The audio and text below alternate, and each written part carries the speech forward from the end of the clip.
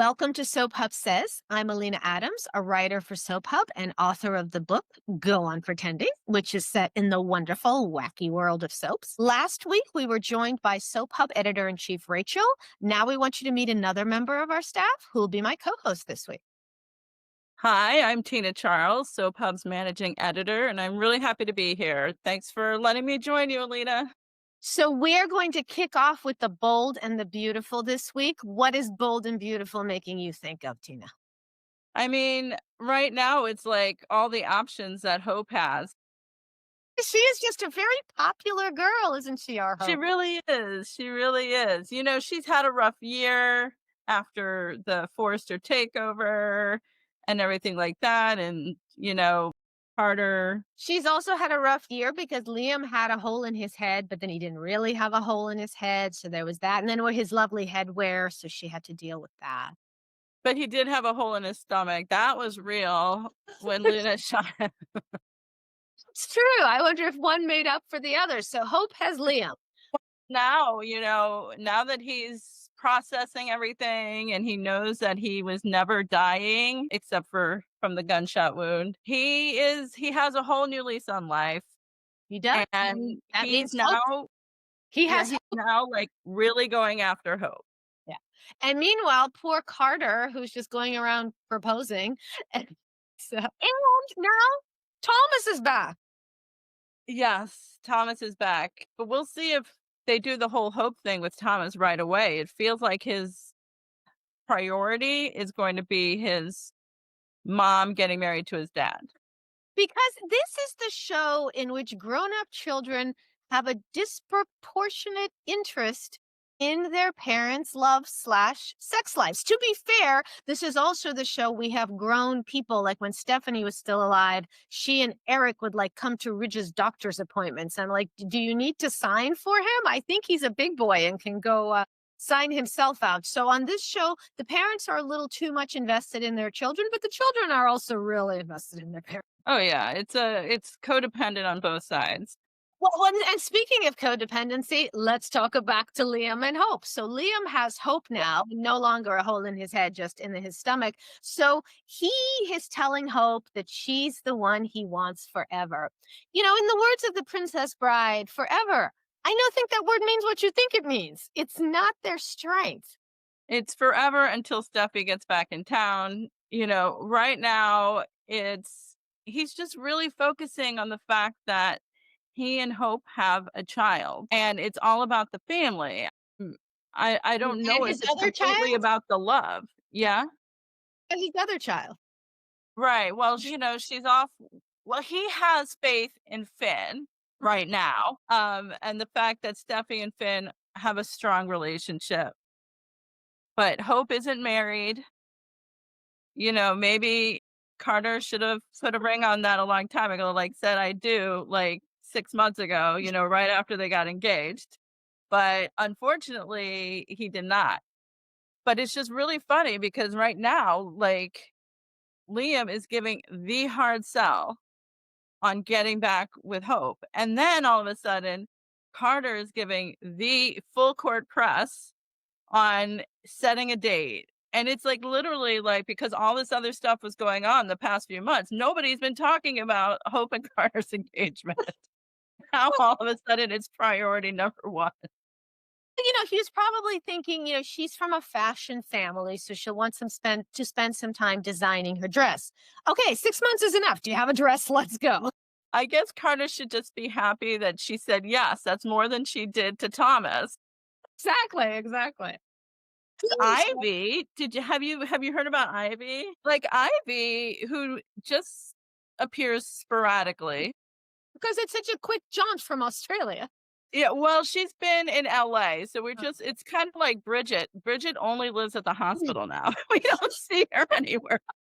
The housing situation in Los Angeles is a little bit dire, and poor Bridget doesn't have like a wealthy family and a family home. So, yeah, I can see why she'd live at the hospital. The shower's there. Yeah, I mean, with Ivy, we at least see her at Eric's every once in a while, but mainly she lives at the Forrester Creations offices. Like, that's the only place we really see her. And she's had this whole thing with, like, she's constantly talking to Electra about how she really wants to get back with Liam. Sure, why But she never went to visit Liam during while, he had a brain tumor, not? or the gunshot wound, and then all of a sudden she, like, visits him and she's like, "I wanna get back together." And he's like, "What?" Well, now that she has hopes that his brain is functioning, honestly, Liam's even before the fake brain tumor, was Liam's brain really functioning all the time? It hasn't functioned in a while. He's just, you know, he's a waffler, goes back and forth. Yeah. Well, unfortunately, that's the case with almost all the young people on Bold and Beautiful. And there's such a sort of tight group that all they can do is repair constantly. It almost feels like, I mean, Finn is relatively new to that fun group, but still, it's just fresh blood, maybe. He's never made that leap, there was a little bit of a thing with hope for, like, a second, and it was basically one-sided. He's been solid, and that's been good to see, and I hope he stays solid. So, speaking of young people that seem to be sort of a little group in each other, let's move on to Days of Our Lives. We have Sophia, we have Tate, and we have Holly. And Sophia has just decided she wants Tate back. I mean, were they ever really together? Well, Just decided. she suddenly, she's been so busy with the whole baby thing that maybe she wasn't as much into it. But here is my hope. You speak, oh, hope. Look at that. We go from that hope to my hope. I hope Sophia doesn't really want Tate. I hope she's really just wants to make him and Holly miserable because they made her very, very miserable. And I think revenge would be nice. Although I would like to say a few weeks ago, when Sophia first gave Tate the picture of their daughter, and I literally said, "Isn't that the kind of photo that comes with the frame?" Yes. What is she gonna keep doing in order to send photos? Is she just gonna keep using AI to make the frame baby look I old? expected better of Melinda. She's Yeah, a smarter woman than this, okay? I she's been expected her smart. to research and find an actual couple that could be like the fake couple. Yeah, no, but I mean, and then today everybody's like, "Oh, look, it's the picture that comes with the frame." People, have you ever looked at a frame? That's what it looks like. So again, it's almost like, and Rachel Boyd has been wonderful throughout this whole story. She's been playing all the emotional beats. Super, I super. gave her Soap Hub's Performer of the Month a little while ago. Deserves it. She has been absolutely great. And Sophia has been so smart. And Melinda is so smart. And then suddenly she got very stupid, both with Framegate and with suddenly wanting Tate. So I'm hoping this is all just a really, really clever plot where she just wants to mess with Tate and Holly because they kind of deserve it. I feel like there's a little of that because, ever since the switch in actresses, it's like Rachel Boyd has been really great, but played Sophia differently. Like, I feel like the other actress was Yeah, Madeline Crines, she played her much Madeline. direction. You're the bad girl. You're the when Yeah. Rachel came in, they're like, you're the victim. Yes, yes, but, like, recently when there's scenes at the Brady pub, Yeah. I feel like Rachel Boyd is leaning more into, like, the old Yeah. Sophia. No, and she made the transition seamlessly. She was playing the victim and then she really made it believable. It didn't feel like it was a 180 and suddenly Right. she was a different character. So she's doing great. That's why I'm hoping. That's why I'm Yeah. hoping for Sophia the schemer, not Sophia the sad sack. What more of Sophia like Allison on Beyond the Gates? Well, I mean, well, okay, let's not go there. We'll get to Beyond the Gates in a moment. Let's not go there. We like Sophia. We'd like to keep her Yeah, I know. pain. Yes, but I actually think she handled the transition really well. That's why I'm hoping I'll see more of her, the schemer. But on the other hand, when it comes to schemers, and I love my schemers, I'm not a good girl.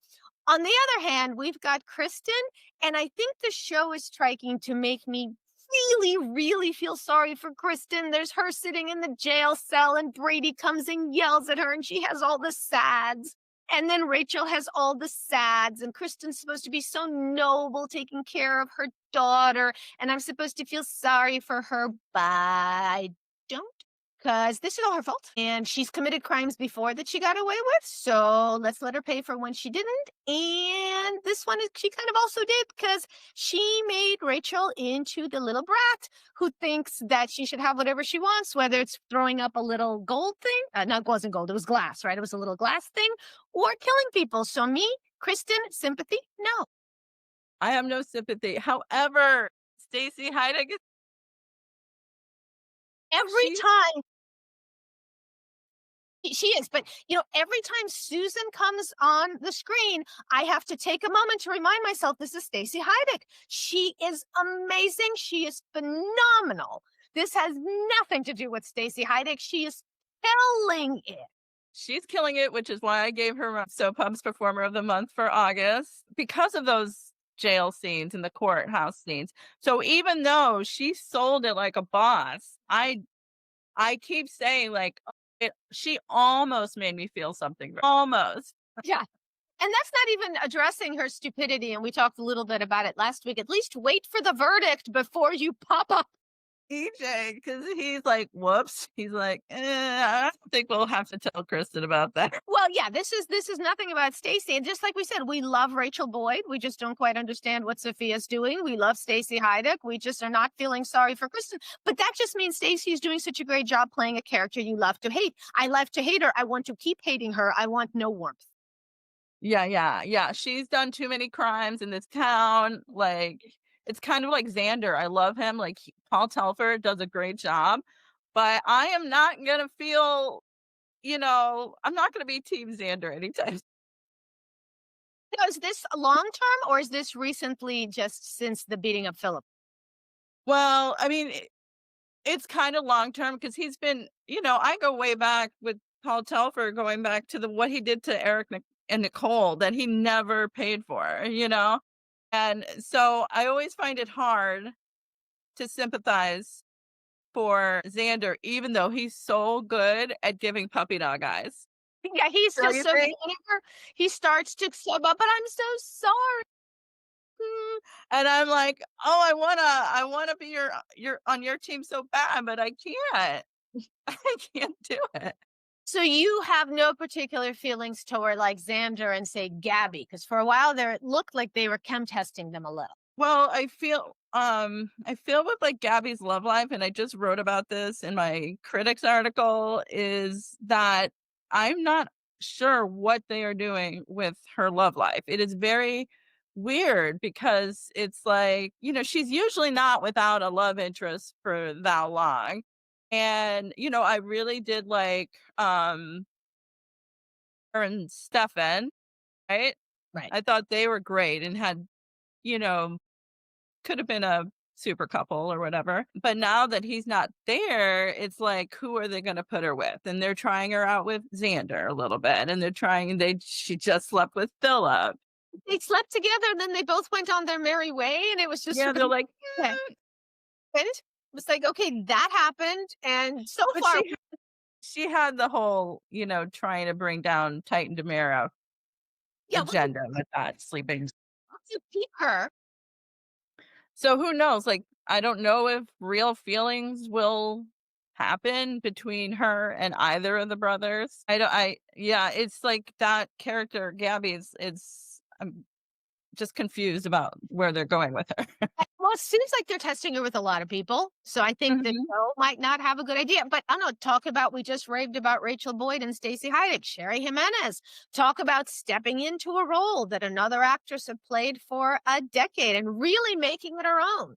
Derry's done a great job, like a great job. They've been on it with casting over at Days. Yeah. Yeah, everything's firing on all cylinders. And some days the stories are clicking, and then it's almost like they screech and they hit a wall. Yeah. And you're like, what's happening? This was going so well. This was just going so well. Every day it was just moving in a really solid direction. And what is happening now? Yeah, and I know I just went off on the whole Xander tangent, but I really do love Xander and Sarah, and it's like, why are they apart? There's that little beating Philip into a coma, her little lying to him I about know, but they're trying so hard to keep them apart. Why? because it's a soap, Tina, because it's a soap. They can still be together and, like, have other storylines. All right, you've got me convinced. We're going to move on to General Hospital now, where Oh, we yeah. the discovery. Speaking of stories that are clicking along, Yes. have made the discovery that Ava, played by the one and only amazing Maura West, has one move. One move. Man upsets her, clock him on the head. Just clock him on the head. That's a good go-to move. I mean, we had that with Nicholas, and now we have Rick. So, okay, you know what? If it worked for you, although I wouldn't say the Nicholas thing worked for her. Remember the whole disappearing body being kept by someone else? It's not like hitting Nicholas on the head worked really well for her. No. Now we really have to wonder how well this Rick thing is going to work for her. Because here's the thing, we have Ava, we have Alexis, and we have Christina. So, how long until they all turn on each other? Because they all have blackmail material on Well, each they're still not anywhere, they are not getting along by any means, you know? So I'm thinking, how long until one of them thinks I have blackmail? But this is a classic prisoner's dilemma, that whole Yes. thought experiment. So who's going to save themselves by turning on the other one first? Now, I don't see Alexis turning on Christina, though God knows Christina could use some. Exactly. But with the other ones, so does Molly never go into her own house's basement or whatever that is, that shed? What if a fuse I blows? hope that happens. Like the thing with this story, it's like I really like Nancy Lee Grahn was amazing in her scenes with Rick, a tied up and gagged up Rick. But I need Molly to buy a clue. I need her to be clued into this. Like, I'm done. Like, she needs to find out. Well, they did give us a line as to who happened to have a ball gag handy. We knew that was Ava. That's right. Apartment. Why does Alexis have a hospital cot? Yeah. Does she just happen to have handy kidnapping stuff in her house? No, she is a Cassadine, so maybe. Maybe she moved it with her from, Windermere. Or maybe when you're born a Cassadine, they give like when you have a baby and you check out of the hospital, they give you a little bag and it has like diapers and formula. Oh, and for a while there, at my suggestions, it actually had DVDs of As the World Turns given out with formula for Procter and Gamble. That was just a marketing thing I worked on. But maybe when you're a Cassadine, they give you a bag that has cuffs and maybe a flamethrower. Like a knife, like a sword. But it has the Cassadine crest in it. Well, they all have the Cassadine. I bet if you look really closely, that ball guy. Oh no, it's Ava. Ava. Yeah, That was maybe. Yeah. Well, it's a good thought. While we wait for Molly to get a clue, as you put it, do you think they've been chem testing Molly and Michael? Because they're legally cousins, but not. I know people have been talking about it. I've seen, on social media the talk about it, but I don't know. Like it seems like Molly and Cody aren't going to go anywhere anytime soon right now. Now, on the one hand, it would be nice to have Michael with someone who's sensible and, not insane like Nell or Willow. But what if Michael is the common denominator and he drives Molly crazy? Then we'll know. Then we'll know. That's his superpower because, I don't think Nell or Willow were that far from, Yeah. But Michael didn't help. the cuckoo's nest, It didn't help. And if Molly go crazy, she can join Ava, Alexis, and Christina. And then once she, gets the clue, it'll be four of them. And soon it'll be like everyone in town will be coming by to like taunt Rick. I mean, it's what he deserves after what he's done in the past. But yeah, so that's one where, we're talking about the storylines just clicking along every Yeah. day. I'm Something. enjoying. I'm enjoying. And you're also, how are you feeling about Isaiah, Jordan, Portia, Curtis, all the things? Well, here's the thing. I know there was no drama there, but I don't care. Was Isaiah I'm an Isaiah and Jordan stan, okay? Like the chemistry was there from the beginning, and then they like got together for 2 seconds and then they just let it fizzle. And so I'm still attached, okay? I'm still attached. And so seeing what happened between Portia and Isaiah last week, it was upsetting. It was clear that this is the way they were going. And I get the drama that's there, but then it's Portia just lying again. Like if she keeps this secret of her sleeping with Isaiah, that's like a yet another secret that she's keeping from Curtis. And it's like, It's then Curtis was right. And I don't want Curtis to be right because I will never forgive him for the way his marriage with Jordan. Although I love Donnell Turner. I love him. Yes, obviously. But here, my issue with Curtis is I really didn't like how handling the paternity of why am I blanking at Trina? I had a Right. Trina's paternity. I really didn't like how they treated Taggart. It's like, you may go now. I mean, you raised this. Where is he? Come back, Taggart. So for me, that's bigger. My issue with Portia and Curtis, just how like, oh, you're her biological father, so the man who's raised her for 20 years, who cares? And on top of that, that secret was way bigger than the secrets that Jordan kept during their marriage, and he stayed with Portia. Yeah. Yeah, but for me, it's like I see both of them as parents being so awful that you just basically said, "All right, you have a new daddy now. Yes, Love let's forget him." about Taggart, but we will hashtag never forget Taggart, okay? Okay, all right. So now we're moving on from sort of a small, intimate family story to the giant story on The Young and the Restless, where I guess so Kane has decided not to take over the world or whatever it is. No, I feel like he told Phyllis that he's not going to take over the world, but then he's secretly still taking over the world. I'm still kind of confused about that. Well, if he was going to not take over the world just because Victor threatened to tell the world, A, does the world care? And B, Victor threatened to tell the world that Colin may have conned a French widow out of the money that, Yeah, that that's not a big threat. that's not a big threat. Also, all fortunes started with a crime. I mean, are the Kennedys giving back their money because Joe Sr. was a bootlegger and a criminal? Think so. So I'm not really sure what the threat is that an empire was started with some dirty money. Yeah, I don't get it. Me I too. I'm just waiting this out to see where it goes because 'cause I'm not sure where it's going. Well, see, I'm not as patient and good as you, Tina. So I'm already at the stage of so today, basically, Victor mumbled something to Kane about AI that's going to take over companies or whatever that is. And you know what he sounded like? He sounded like every person who's trying to get you to invest in their AI company by explaining what AI could be. Come on, anybody out there, go just put your name into Chat GPT and see all the wrong information that it gives you. AI is not going to come close to Yeah, taking but over. it's gonna mess up all these corporations, and it's gonna spend all this money they didn't wanna spend and make But things what illegal and you're whatever. describing is not a thing. Yeah. Saying how you'll use Phyllis's technical expertise. We just saw Phyllis read a Wikipedia page to figure out what AI is. Sorry, Alina, she is an expert. She can give her TED Talk now.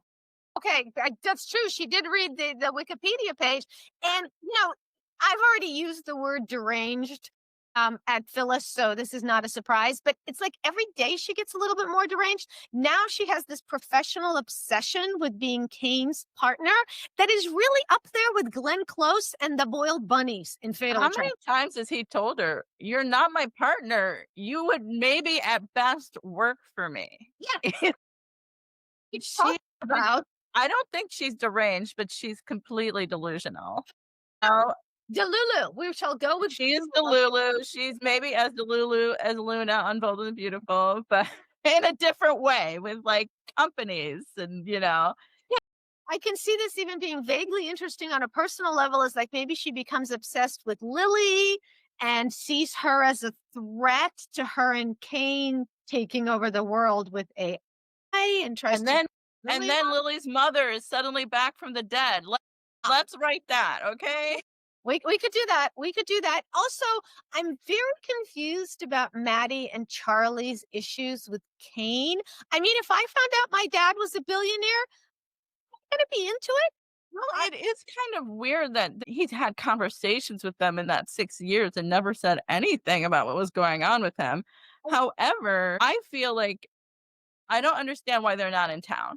Like, Well, this is all they stuff should that have I been would in rather see happen in person.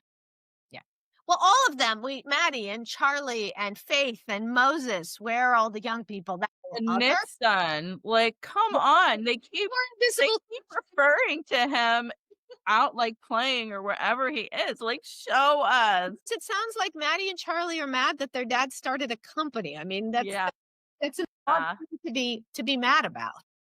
and went and gave himself a fake name. Yeah, I mean, I just feel like in the great scheme of things, they could just so many worse things that Kane has done in the past. Where is their little brother Sam? Did he eat him? I don't know. He has a conversation. So, Kane, at least this iteration of Kane, hasn't done anything that bad. I mean, it's sort of like how everyone is piling on Audra for her lies, and she has told some lies, but as she pointed out, they've all done so much worse. Everybody in town, but for some reason, she is the worst of the worst. I don't get it.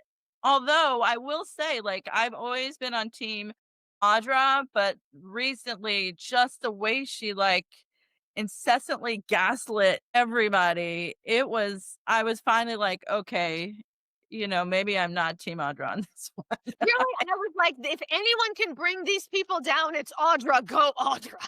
one. So it was a very, very different reaction. Yeah, I am happy that she's working with Sally, though. I feel like that can be really good for her if she sticks with it. It's like, Audra, you don't need your own company. He does. In fact, it's a birthright. As we learned from Billy, everyone must have their own company. And in his case, his birthright is the company of the first husband of the woman whose second husband had an affair with his mother. Ergo, obviously, it's Billy's birthright. Billy's attached to Chancellor, and I'm like, I don't think so. I think Lily and he ever did. Like, he was there for 2 seconds and he basically took over the company. It was upsetting, but whatever. For that, he was doing it for whom exactly? He was Yeah, doing it for Billy. exactly. Right to another obsessed person. It's time to talk about Allison on Beyond the Gates. Allison is a very bad obsessive stalker because when Chelsea wanted to be exclusive with her, she said no. Now, last week she claimed she was playing hard to get, but Because that's what one of Chelsea's social media posts said, something about playing hard to get, with her and whatever. And so that's why she did it. She's showing how she's watched incessantly every single one of Chelsea's social media posts, and she's going by that. It's like, to get now. not so hard to get. Yeah. Can you say last minute rewrite, boys and girls? Because we knew you could. Here's what I suspect. I have no basis for this, so I'm not spoiling anything or telling any secrets because I just made this up in my head. But I suspect that the original story was to do a throuple. Because Michelle Valjean promised something that has never been done on daytime before. And so far, with all due respect, I have seen nothing beyond the gates that hasn't been done on daytime before, but a throuple would have been something different. So when we first had Chelsea dating a couple, that would have been interesting. Also, Crazy Allison said to us, well, I was reading your socials and I knew that you were into men. So I thought it would be better if I had a man. But then if she thought she was into men based on her socials, why would she think she'd be into couples? You see what I mean? This feels very rewritten at the last minute. Maybe. I don't know. I do think that this, like, what's been playing out with the kidnapping, like, the kidnapping itself been done a million times. But I don't think I've seen, like, the woman in love with another woman aspect of it on daytime. What's different? Do you consider the story or do you consider the aspects of the story? Yeah, so I feel like that's refreshing to me, and I just think the actress is playing her crazy eyes are scaring me, okay? she is playing unhinged so well. Like, She's been great. she's unpredictable, she's unhinged, and she could do anything at any moment. And so that draws me in because that makes me scared for Chelsea. But I also think that Chelsea, which I don't think we know, we've seen Chelsea for the past 6 months and she's been doing things, but we haven't really learned all that much about her, and I think that during this kidnapping story, I feel like I've learned more about Chelsea, like who she is, like the inner Chelsea. I think she's been able to be badass, kind of like Danny, and so I feel like I've learned more about Chelsea like in 1 week than I did in like 6 months. Well, here's what I learned about Chelsea. She had a whole episode where she hallucinated her loved ones giving her advice. And it was very good. I especially loved what I Danny loved it. said to her. Danny said to her, well, what did I tell you when you went out on those casting calls? Be whoever they want me to be. And then she said, she had that great line. She said, you're not a blank slate. You're a chameleon. Excellent. I thought, wow. I even turned to my husband and I said, that is really good advice. And everybody gave her really good advice. And then Chelsea absolutely ignored all of it. Instead of being who Allison wanted her to be, she threw things at her and bit her and knocked over the table. She spent an entire episode hallucinating great advice only to disregard it. And Nicole called her brilliant. I like seeing that feisty side of Chelsea. I didn't know that she knew, like, she had taken martial arts or whatever before self-defense classes. I love a good table flip. I love a good table flip. And I love somebody, throwing a glass of wine in somebody else's face. So I did not mind all. So I have another completely ridiculous coming from my head theory. All right. You ready? You ready? Mhm. Jacob and No, hear me? I know people have been talking about this. Me out. First of all, he spends more time with her than he does with his wife. Okay, except unless they're using the Tide pen, unless they need to discuss the Tide pen. So Kat, Or that is a side project they do. It's a couple activity they do together. They ruin multiple lives. But so Kat goes running to him for everything, and he lets her. He's at an investigation, and he just gives her a pair of he lets clothes, her do whatever. which was okay up to a point. But then she's telling him about her sexual problems with Tomas in his place of business, in an open bullpen. It's just getting weirder and weirder. So I'm wondering, are they testing Jacob and Kat? I think a lot of people have been wondering that because, first of all, anything is better than Kat and Tomas. You are so right, Tina. So I don't know. I mean, that would be that would definitely cause some drama within the Dupree family. It's just, I wasn't thinking about it at all because it didn't seem to be going there. And then over the last week, suddenly the anvil started falling fast and furious. I know she's a regular Nancy Drew, that one. Mama, I love seeing her investigate. She gets more done than the cops. Like, I want to send her over to Salem to join their police department because, like, she gets things done. and now we're not even going to know where this is going for a week because Beyond the Gates is doing a week of repeats, which is their second week of repeats. Although I am more excited about this one, and I'll tell you why. The first week of repeats that they did is they reran the first week, which was a Mhm, little slow and didn't really pick mhm. up until Danny, brought the Until gun. the end, yeah. This week, they're doing the fallout from Nicole finding about Ted and Leslie, so it's much, much better. The original Ted. Yeah, with the original Ted. And maybe it'll remind everyone that Eva is a badass who can deliver. I mean, what she's been doing for the last couple of weeks is just walking around going, "Hi, Dad, Mama, don't do that, Cat, grr." It's almost like And Tomas, batting her eyes at Tomas. I like reading. You like Yeah. reading. Right. I'm hoping that when that week reruns, the writers and producers will watch it too, and they'll go, "Oh, that's right, Ava. We can write good stuff for Ava or Eva." I keep wanting to call her Ava. Like, Amber Michelle is so great. I really love her. So yeah, like, this they need to kick this Leslie, in Fairmount Crest story into gear and, let her let Eva step up and do something different than what she's been doing lately. This week's going to be a great reminder of what she is Mhm.